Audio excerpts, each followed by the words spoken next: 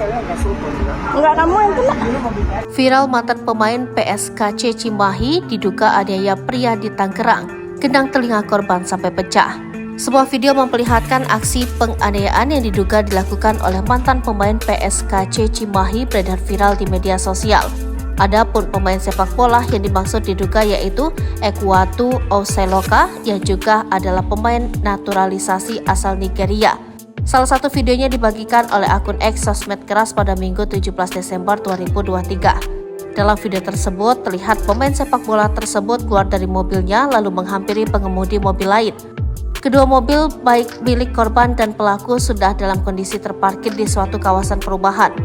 Korban bernama Kevin Hartanto Gonzali asal Tangerang menjelaskan peristiwa kronologi tersebut. Ia menuturkan peristiwa ini terjadi pada Jumat 8 Desember 2023. Menurut Kevin, saat itu pelaku hendak mencuci mobilnya, tetapi aliran keran air dalam keadaan mati. Mungkin dari situ dia mulai emosi, saya kurang tahu juga sebenarnya, kata Kevin. Ketika pelaku hendak mengeluarkan mobil milik korban pun terserempet. Kevin pun mendengar ada suara gesekan yang menimpa mobilnya dan buru-buru keluar. Saya ngecek dulu, mastiin memang kena, saya bilang, Pak, mobil saya kena, tutur Kevin. Menurut Kevin, ia hanya mengucapkan satu kalimat itu hingga terjadi penganiayaan. Saya cuma ngomong satu kalimat itu, saya sadar dari dalam mobil dia mau narik saya cuma gak kena, kata Kevin.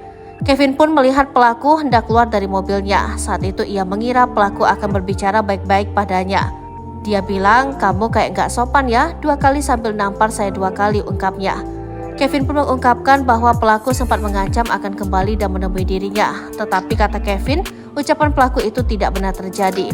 Setelah peristiwa tersebut, Kevin mengaku langsung mendatangi dokter untuk memeriksa kondisinya. Langsung ke dokter, visum juga sama hasilnya, ujarnya. Ada ke dokter THT juga, gendang telinga sebelah kiri pecah, sampai sekarang gak bisa dengar, tuturnya. Selain itu, Kevin juga mengaku telah melaporkan kejadian ini ke Polres Tangerang. Sudah lapor sejak hari kejadian ke Polres Tangerang, katanya. Hingga saat ini menurut Kevin belum ada tindak lanjut dari laporan tersebut.